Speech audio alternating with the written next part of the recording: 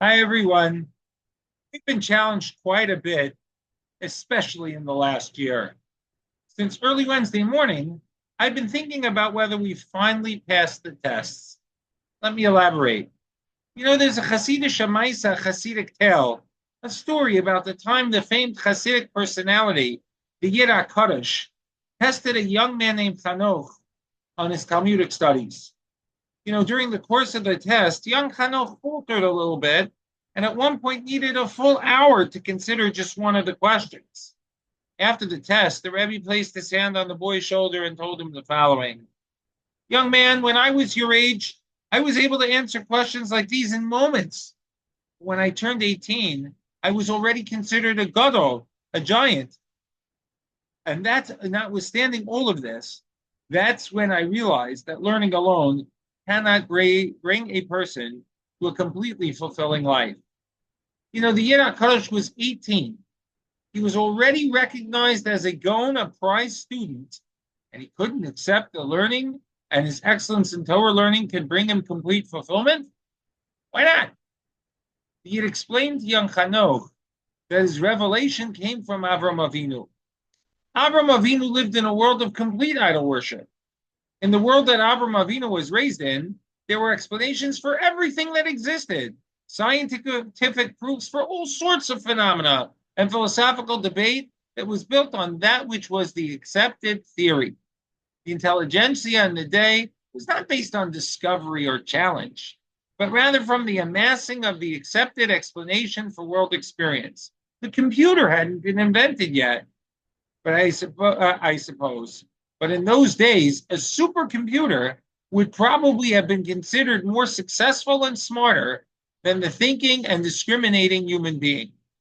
Creativity and questioning were discouraged and even punished. And yet Avram Avinu did not discover God by knowing all that there was to know. It wasn't the knowledge of the sun or the stars that helped him know Hashem, but rather, the Rambam explains, that Avram Avinu was able to discover Hashem because he asked about that which he did not know. It was the gaps, and that he was not finding the explanations that led to the development of Avram's faith. The Rebbe continued that it was this insight that he carried with him for 3 whole months. And after that period of time, he claimed that he too had finally found the truth. Often in life we have multiple perspectives. We're often blessed with older, wiser people in our lives who have life experiences and lived them well. And the Torah doesn't encourage us to forget or ignore the benefits of previous experience. We celebrate our seniors in Torah in society, Torah scholar or not, because of the respect we have for the knowledge that life experience brings with it. But at the same time, we encourage everyone to discern and ask. A good student with difficulty looks back into the studied text or the agreed theorem to find life's answers. When a question's raised, those who are young or young at heart consider the answer.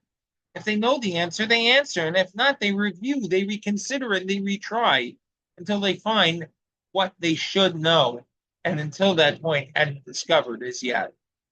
But here's where the student academic model of knowledge falters outside of the ivory tower. You see, life's not only about the tests that we so often dreaded in school. Those are tests of achievement, or that which was already known.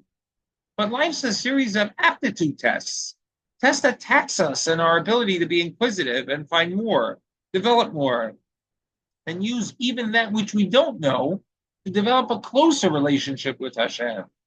And as the Yid HaKadosh explained to young Chanoch, you can have all the chachma, all the academic knowledge in the world, but true faith, like that of Avram Avinu, comes from that which you do not know. Knowledge is helpful at understanding the world, but advancement in all matters comes from utilizing that knowledge to identify that which we do not know and doing something about it. Avram, our senior patriarch and the founder of our religion, discovered his faith in Hashem not because he was a genius, but rather because he was what Rabbi Dr. Lamb used to tell us was the fact that he was a mavakesh, that he wanted to know who ran and runs the world. He wanted to know what the Creator expected of him and of all the different elements of nature and society that this Creator put him, Avram Avinu, into.